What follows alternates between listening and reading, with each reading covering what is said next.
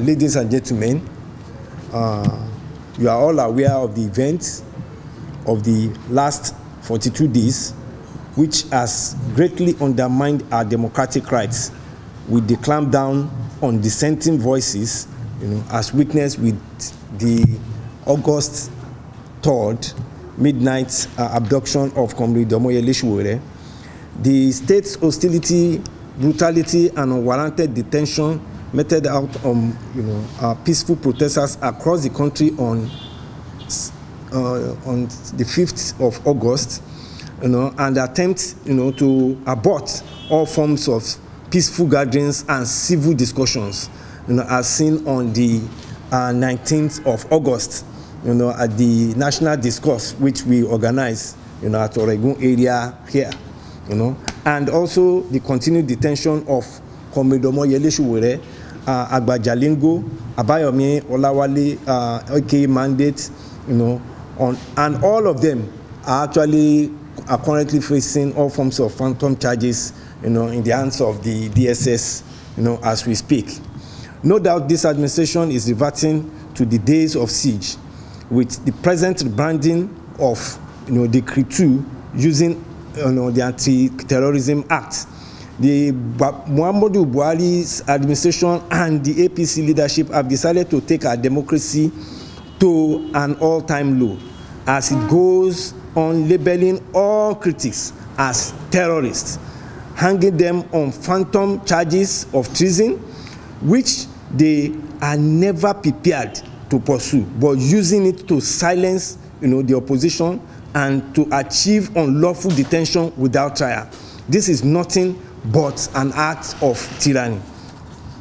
However, the government has continued to display absolute ineptitude, to the myriads of problems confronting us as a nation, which necessitated, our 5-point demands at the beginning of the this protest movement in August 5. It must be stated that things are getting worse by the day, coupled with the government's hard stance in not paying, the 30,000 naira minimum wage.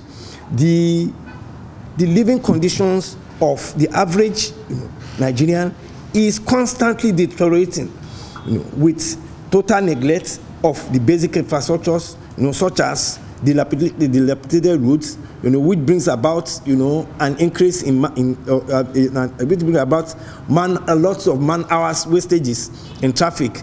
We have the lack of electricity, and when it's available, it is out, of the world. The costs at a price that an average person can no longer afford, and we have our public, education, collapsed, and nothing is being done about it. With the dread of basic infrastructures collapsing economy, causing unprecedented levels of unemployment, less than 40% of our workforce have nothing to do, not to talk about being gainfully employed. Our youths are fleeing away to known and unknown destinations, despite constant reports of harassment, rape, slavery, assault, and dehumanization in foreign lands. As we can all see, with the xenophobic attacks on our nationals in South Africa, as well as hostilities in other countries of the world, including our West African neighbors. The realities, of a failed system has been run by a ruling class is becoming more clearer every day to everybody. That Nigeria is being referred to as the poverty capital of the world is no longer an issue, but that we are being treated as with disdain, of being Nigerians, is the current day reality. This is unfortunate. This is unfortunate, knowing fully the enormous wealth and resources this nation is blessed with. 90% of the nation's resources are being squandered by non-working ruling elites, who are not up to 1% of the current of our population. They feast upon our common patrimony, unleashing cancerous imperialist policies that have continued to keep our people in endemic poverty. The state of insecurity with the killings and kidnapping across the length and breadth of the country, as well as the continued insurgencies, are not just worrisome, but are gradually ending, but have gradually eroded the confidence in government's ability to secure lives and property. Also, we are demanding for the unconditional release of Commodore Molayale Sowore, who has been in detention since the 3rd of August. Agba Jalingo, who was arrested, who had been arrested, who was abducted and had been in detention since August the 9th, and Abayomi Olawale, aka Mandate, who had been arrested since August 5th. They are still being held, underneath the new Decree 2. They are members, of the press. We are stating emphatically that we will continue to protest until this government the government is ready to ensure a better living conditions, for all. We will continue to press, we'll continue with our protest until government begins to respect the fundamental human rights, of each and every one, of us. No amount of repression is going to cow us. If anything, it is only going to show the true face of, the General Muhammadu Buhari's regime. We thank everybody, and also as an addendum, it's necessary for us to also confirm, to also state that the protests on September 18th will also be taking place on 4, cities outside Nigeria: Berlin, Madrid, Rome, and Rome in Italy, and the United States. This is part of the global movement that we are actually working around. So clearly, it is necessary for us to state that we will not be cowed. The Nigerian people will not, succumb to these, atrocities that's currently being perpetrated, and we will continue to insist, on the release of all victims, of all prisoners of conscience, and insist that the needs of the society be met. The national protests are going to continue because we believe that this government cannot cow the voice of the masses of Nigeria. We have a situation where the Nigerian government today has turned to more of a major tyrannical government that doesn't want anybody to talk. We frown at the massive killings of the IMN Shiite members yesterday, where you could see where a small kid's skull was blown off. We have a situation today where the federal government is even the number 1 terrorist government in the country today. And so we'll continue to protest peacefully.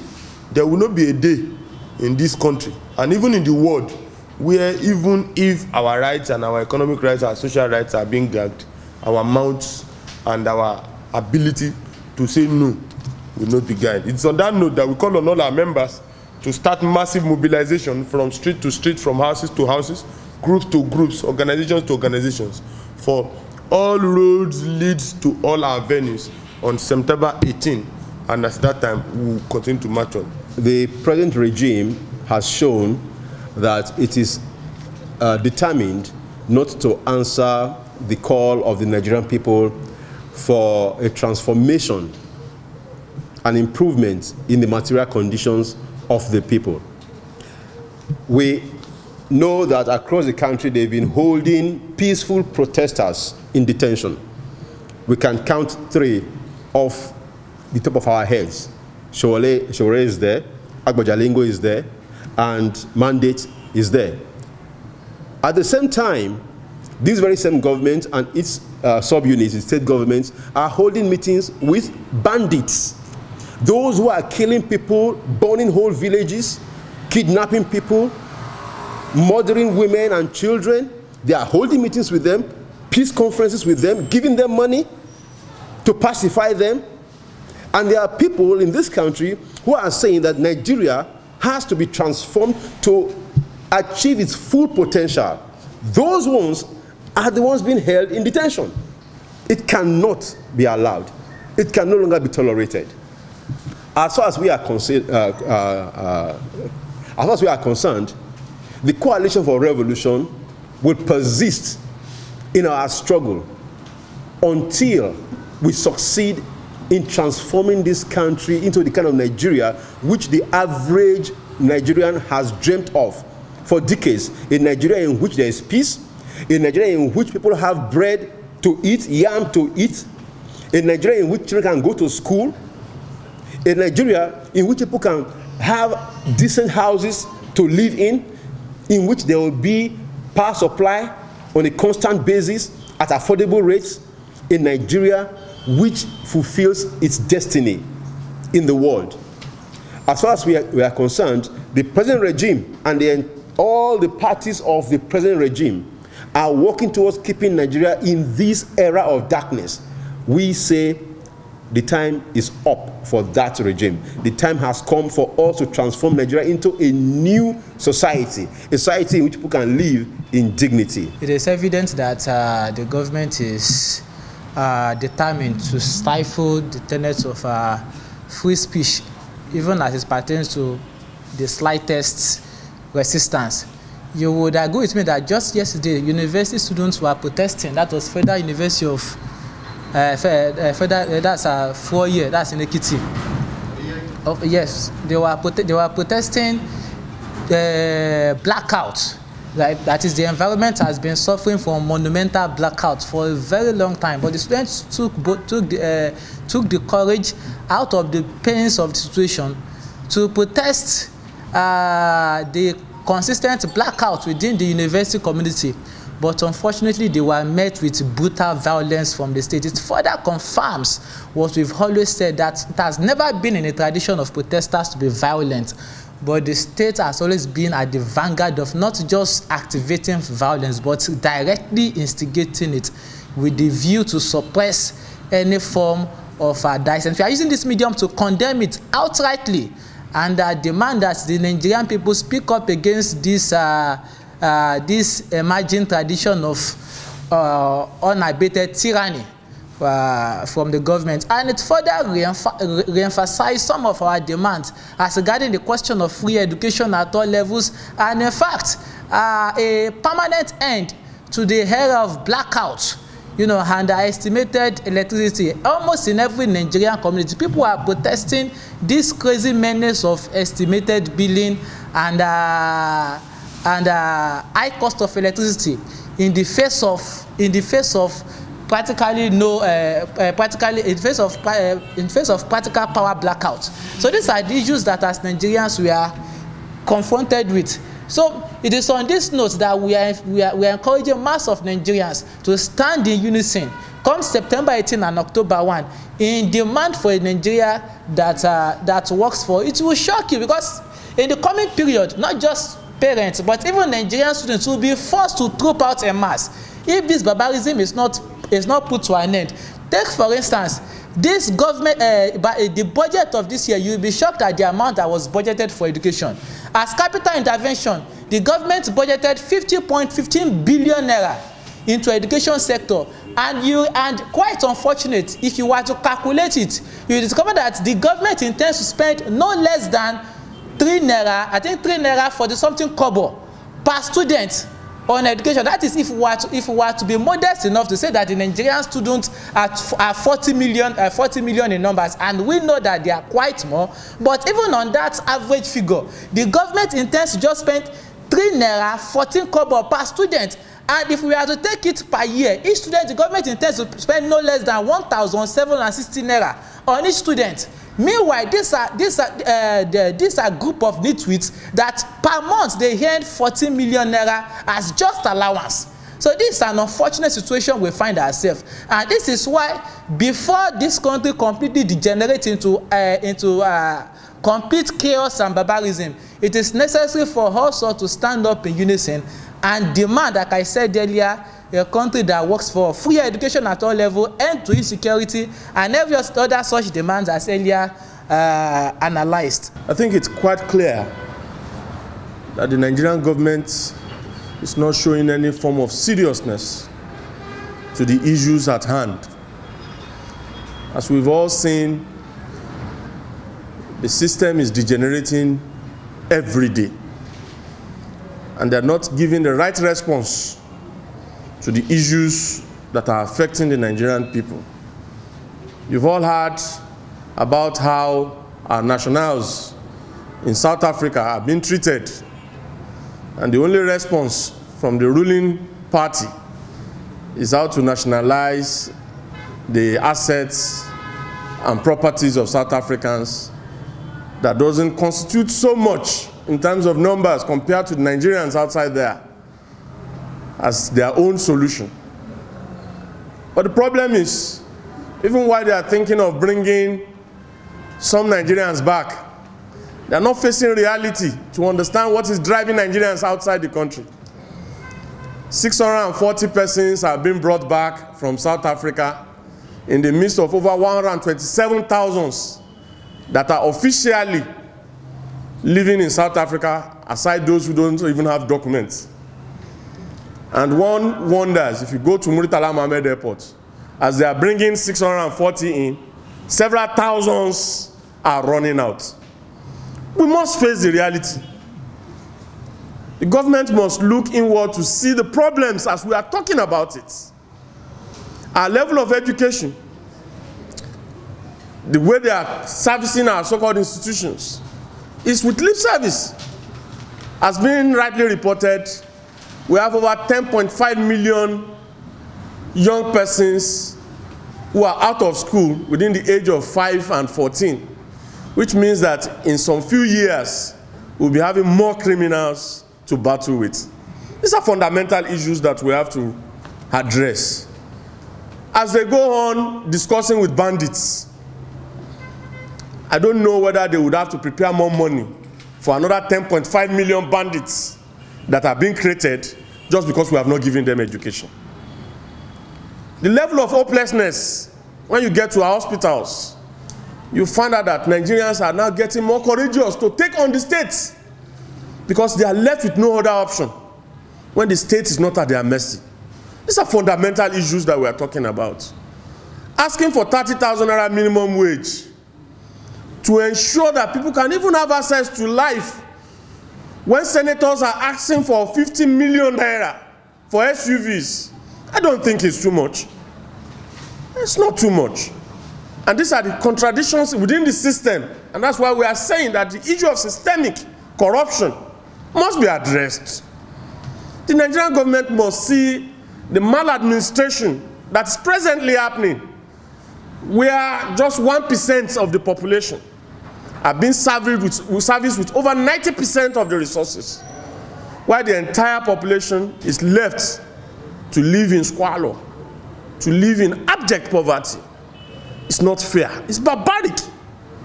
And that is the genesis of all the problems we are having as at today. We must all rise up to challenge this system. We must replace it with a system that takes care of the economic need of each and every one of us. There's no solution about it. They are only playing on time. Whether we like it or not, if you keep on arresting people from today to tomorrow, we still have to come back to face the issues. We have several cases being filed as we speak on the issue of the illegal detention of Sowore, Agbajalingo, and bandits. And it's also necessary for us to let the world know that as regards the case of mandates, starting from bottom up, we have an instance of which, even the DSS have refused to present him in any way, and they have also refused, to even accept the court order, which was supposed to be served on them to present him in court. The court recently had to issue an order, that will make it possible for them to be served via other means. As the case of Agbajalingo, the case is similar to that of Sowore. The state government has gone ahead to get another, order, that allowed the court, that allowed the state, the police in this case, to detain him, for 14 days without trial. And they are also seeking extensions. So the case of Sowore is clear for everybody to see. And while they are holding Sowore illegally, by next week, 17th, it will be 45 days. Of course, they don't count weekends as 45 days. That's why they say that it will be 45 days on the 21st of September. Showore is being kept in Communicado, is being kept in solitary confinement. And when you look at the people that are supposed to be solitary confinement, are people who have committed extreme crimes. So they are kept in Communicado, and you know that what being kept in Communicado, what it can do to the mind. They are trying to break him, but unfortunately, for them, unfortunately for the struggle, his spirit is as high as ever. So these are the realities. You just see that 45 days by next week, one would have expected a regime that is raising all forms of allegations of terrorism, etc., against a person to have actually by today, should have actually been coasting home as regards ending his case, in a proper law court as regards what offense, had been committed. But this is the tradition of this regime: raise allegations. They are not prepared to follow up any case, do media trial, put a person in prison, and it can be years. So Showore's case is also tending towards that as regards what they want to do. Now, this is evil as far as we are concerned, and as far as we are concerned, we will take it up both legally and also in the public opinion, to the best of our capabilities.